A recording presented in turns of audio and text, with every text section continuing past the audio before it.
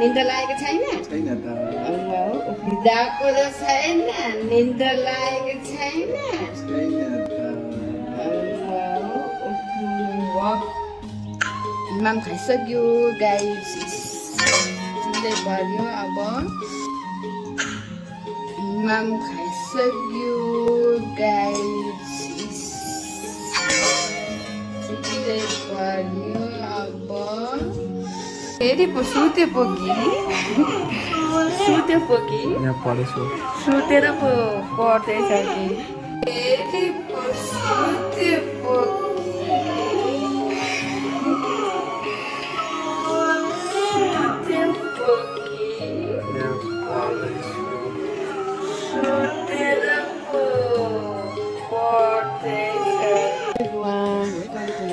First ब्लगमा आयो तपाईँहरू सन्चै हुनुहुन्छ होला। म सन्चै छु। अनि त सिपाली आएको थिएँ। सिपालीमा चाहिँ यहाँनिर सिमेन्ट पर्खिरहेको छु।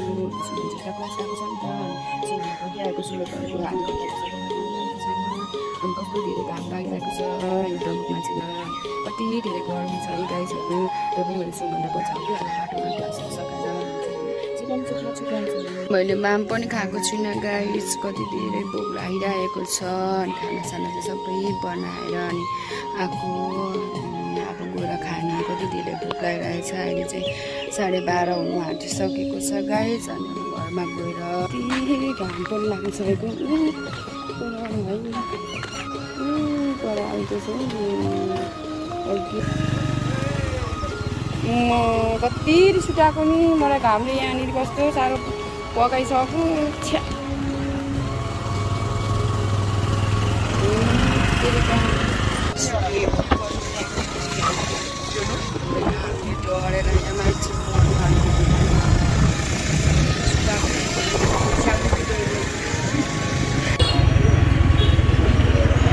यहाँ चाहिँ कति धेरै गाडी भिड हुन्छ।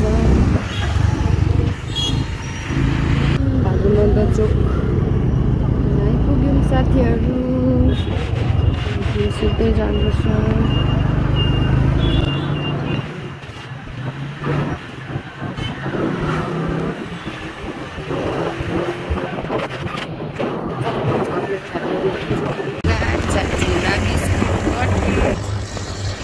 फाइनली रुम आइपुग्यो। अब म चाहिँ एकछिन चाहिँ यहाँनिर फ्यानको हावा नखाइ चाहिँ म कहीँ चलपल गर्नेवाला छुइनँ। किनभने कति धेरै गर्मी छ। अनि एकछिन फ्यानको हावा खाएर चाहिँ माम खाने गाइस। माम खानु पर्यो। एकदमै धेरै भोक लागेको छ नि त। अनि अर्ग्यानिक सिस्नु पास्ताबाट लिएको अनि बोडीको र आलुको अनि यहाँ चाहिँ टिम्बुरको अचार गाइस। म चाहिँ खान्छु।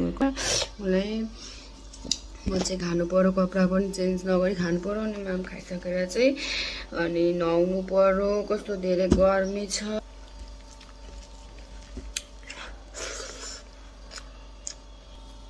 आज चाहिँ सिस्नु लास्ट मिठो भएछ। मैले सिस्नु बनाउँदाखेरि भेन्डी चिप्ले भेन्डी लाउँछु नि त। त्यस पछाडिदेखि त मुखमा माम लाउँदा पनि आफै छिरिजान्छ आमा।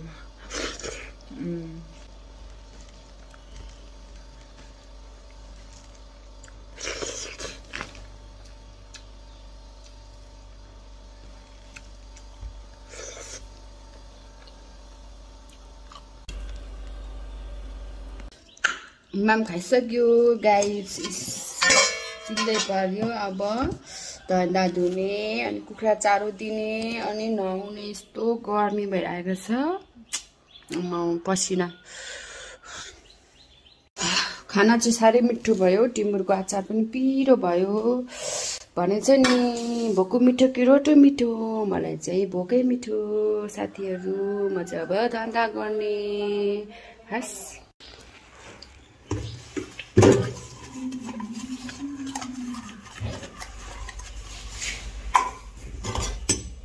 मैले चाहिँ धन्दा पनि गरिसकेँ। अब म कुखुरालाई चारो दिनु जान्छु। हेरौँ अब छ भने म कुखुरालाई चारो दिनु जाँदैछु। कुखुराको चारो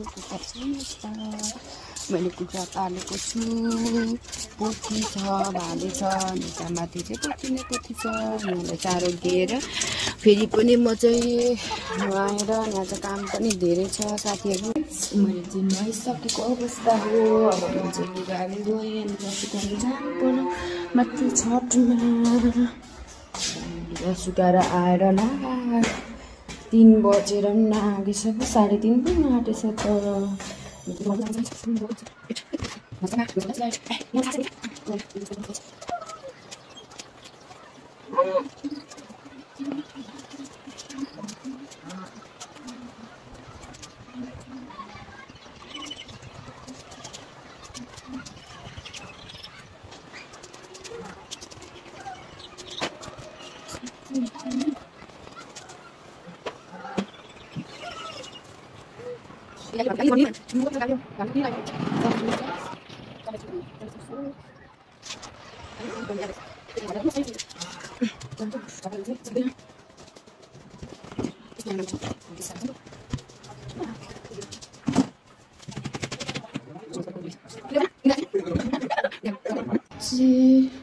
अझै काम कति धेरै छ अब बल्लैले भइसक्यो लुगा लिइसक्यो अब अझै काम कति धेरै छ हामी सुन्दर चाहिँ यहाँनिर पढ्दैछ यो चाहिँ खुब ठुलो सपना बोकेर यहाँनिर पढि हिँड्दैछ निदाएको त छैन निन्दा लागेको छैन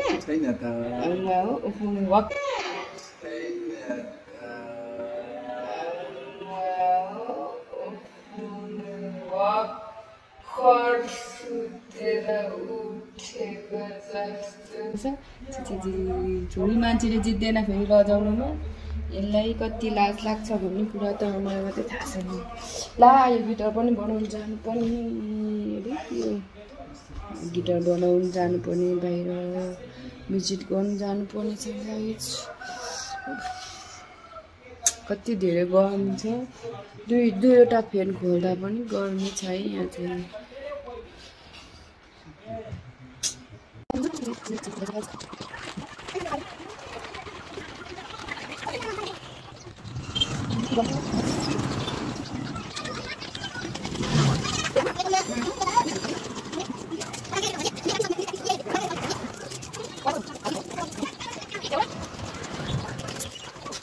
फेरि पो सुते पो कि सुते पो कि सुतेर पो पढ्दैछ कि गिटार बनाउँदा बनाउँदै टाइम बित्यो